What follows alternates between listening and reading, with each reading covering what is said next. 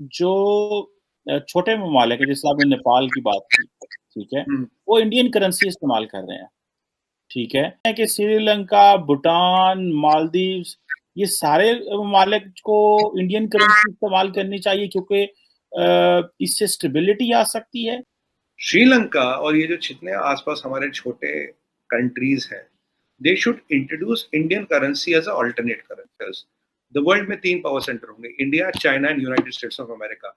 Now you have to align your economies, your supply chains, your markets with which ये हर एक को decide करना पड़ेगा कि किसके साथ मैं अलाइन करूँ। 15 ममालिक ने अपने ट्रेड काउंसलर्स इंडिया में लगाए हैं कि किसी अंडरस्टैंडिंग और एग्रीमेंट के तहत, एक मल्टीलैटरल एग्रीमेंट के तहत लोगों ने वहाँ अपने ट्रेड काउंसलर्स लगाए हैं।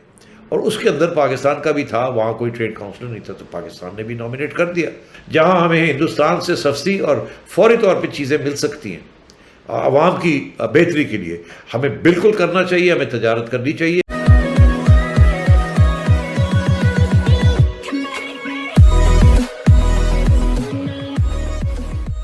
नमस्कार दोस्तों। अब कोई भी कंट्री मजबूत तब होता है जब कई सारे पैमाने होते हैं उसके, जैसे कि पहले इकोनॉमिकली स्ट्रॉन्ग हो, उसके बाद डिफेंस वाइज स्ट्रॉन्ग हो, उसके बाद वहाँ की जनता को सुख सुविधा मिलती हो, जो बेसिक सुविधाएं मिलनी चाहिए वो मिलती हो, और भी कई सारे फैक्टर्स हैं। लेकिन उसमें साथ ये है कि आपके कंट्री का इन्फ्लुएंस दूसरी जगह पर कितने बड़े लेवल पर चल रहा है, ये भी एक बात है।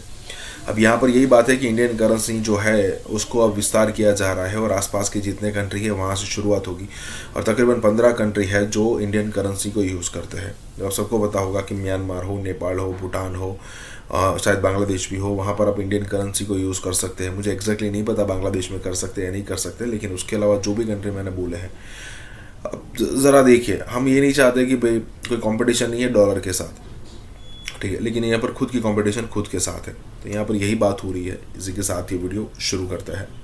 जो छोटे ममालिक है, जैसे आपने नेपाल की बात की, ठीक है? हुँ। वो इंडियन करेंसी इस्तेमाल कर रहे हैं, ठीक है? सो आप क्या समझते हैं कि श्रीलंका, भूटान, मालदीव्स ये सारे ममालिक को इंडियन करेंसी इस्तेमाल करनी चाहिए क्योंकि इससे स्टेबिलिटी आ सकती है? देखिए चीमा साहब, अगर आप नेपाल जाएँ तो नेपाल में 2 करेंसियाँ चलती हैं। एक चलती है नेपाली रुपया, एक चलता है इंडियन रुपया। अगर आप टैक्सी में बोले 100 Nepali 50 Indian for example. Sri Lanka और ये जो जितने आस-पास हमारे छोटे कंट्रीज़ हैं, they should introduce Indian currency as a alternate currency. अपनी बंद ना करें, इंट्रोड्यूस करें, बिकॉज़ हमारी करेंसी स्टेबल है, हमारे पास फॉरेन एक्सचेंज रिजर्व्स है, we are internal consuming nation. हमारी करेंसी तब जाएगी जब जिस दिन दुनिया जाएगी, तब तक तो नहीं जाएगी। बट इनकी जो परिस्थिति हुई है, इनकी जो सूरत-ए-हाल हुई है, you have to take a call between India's influence और चाइनीज़ कॉलोनी। 15 ममालिक ने अपने ट्रेड काउंसलर्स इंडिया में लगाए हैं कि किसी अंडरस्टैंडिंग और एग्रीमेंट के तहत, एक मल्टीलैटरल एग्रीमेंट के तहत लोगों ने वहाँ अपने ट्रेड काउंसलर्स लगाए हैं। और उसके अंदर पाकिस्तान का भी था, वहाँ कोई ट्रेड काउंसलर नहीं था तो पाकिस्तान ने भी नॉमिनेट कर दिया। तो हमारी एम्बेसी तो है ना, वहाँ हाई कमिश्नर नहीं है, एम्बेसीज तो है, तो वहाँ तो सब, और उसके अंदर इन्होंने शोर डाल दिया कि जी ये तजारत करने जा रहे हैं, जो मोदी का यार है वो कतार है।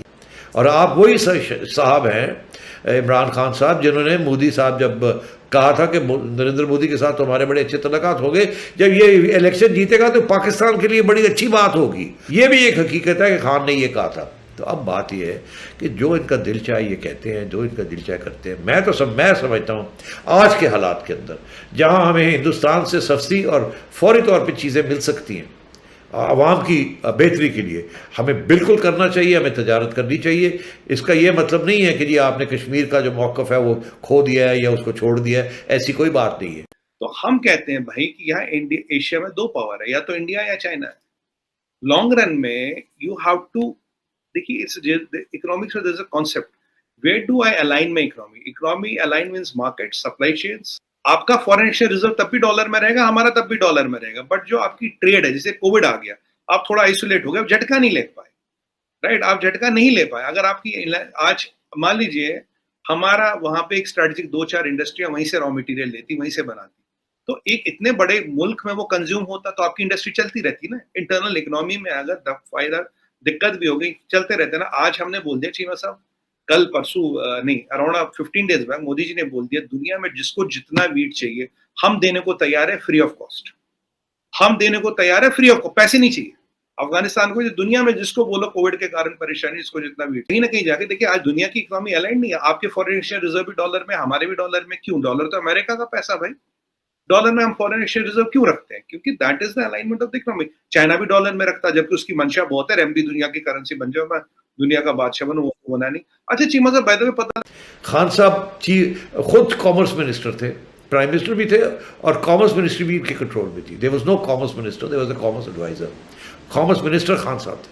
खान साहब ने ओके किया एक समरी को कि इंडिया के साथ तजारत शुरू करनी है, और वहाँ से हमने गंदम या 2-3 चीज़ें हमने वहाँ से मंगवानी है, कॉटन मंगवानी है। ये प्राइम मिनिस्टर की समरी मूव हुई है और हमने इसको अप्रूव कर दिया है और प्रेस कॉन्फ्रेंस हो गई। उसके बाद जब वो आई काबीना के अंदर, क्योंकि वो काबीना ने ओके करना होता है उसको, तो वहाँ किसी ने कहा होगा वो मर जावांगे जी इंडिया के नाल तो शुरू करने लगे हो कश्मीर, आपने तो ये कहा था वो कहा था, छोड़े हैं ये एक सियासी तौर पे हमारे लिए नुकसान हो जाएगा, पता नहीं हम रहेंगे भी नहीं रहेंगे, हम ये कदम क्यों उठाते हैं, तो छोड़ दें इसको। तो ये भाग गए वहाँ से कि नहीं करते। अब वही सिचुएशन है, आज नहीं कल, कल नहीं परसों किसी स्टेज पे काम हो सकता है। और वैसे भी ये ट्रेड काउंसलर्स जो हैं ये अपनी डेटा और इन्फॉर्मेशन वगैरह इकट्ठी करते रहते हैं, एंड ताकि जब भी हालात तजारत की तरफ जाए तो फिर ये बात को आगे बढ़ा सकें। तो अब ये है कि इन्होंने ये कर दिया कि ठीक है जी, हमने भी नॉमिनेट कर दिया किसी को। इस ट्रेडिंग के, अगर आपकी एम्बेसी है, आपने डिप्लोमेटिक रिलेशंस कट ऑफ नहीं किए, तो तजारत में करने में क्या हर्ज है। इमरान खान की हुकूमत ने यह कहा था कि हम तजारत नहीं करेंगे जब तक आर्टिकल 370 को वापस नहीं लिया जाता। मुझे याद है उस वक्त कोर कमांडर्स कॉन्फ्रेंस हुई थी, और उस वक्त कोर कमांडर्स कॉन्फ्रेंस में जो प्रेस रिलीज इशू हुई थी आयशा, उसमें इस किस्म की कोई बात नहीं थी। उन्होंने तो उसको लाइटली लिया, तो उन्होंने कहा था हम तो पहले 370 को तस्लीम नहीं करते थे, हमारा तो यूनाइटेड नेशंस वाला मौक़िफ़ है, तो ये इंडिया जो मर्जी कर ले, हमारे जो मौक़िफ़ है उससे कोई फ़र्क नहीं पड़ता। ये 4 साल में इमरान खान साहब मईशत को और मुल्क को जिस मोड़ पर ला के खड़ा कर दिया, एक तबाही के मोड़ पर, तो क्या आप चाहेंगे कि ये वापस आएँ और फिर इसी तबाही को और आगे बढ़ाएँ और जो रह गए वो भी ख़त्म हो जाए? और दूसरी बात यह है कि अगर ये लड़ाई झगड़े शुरू हो जाते हैं तो IMF तो नहीं आई ना सऊदी अरेबिया आपको कुछ ढेला देगा, ना IMF कुछ देगी, आप बिल्कुल आइसोलेट हो जाएंगे। और इस लड़ाई झगड़े के अंदर, मार कुटाई के अंदर आप इलेक्शन में चले गए, 4-5 महीने आपके ज़ाया हो जाएंगे। कौन साइन करेगा IMF के साथ?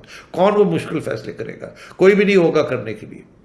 तो उस वक्त तक तो ये श्रीलंका की से भी बुरी हालत हो जाएगी।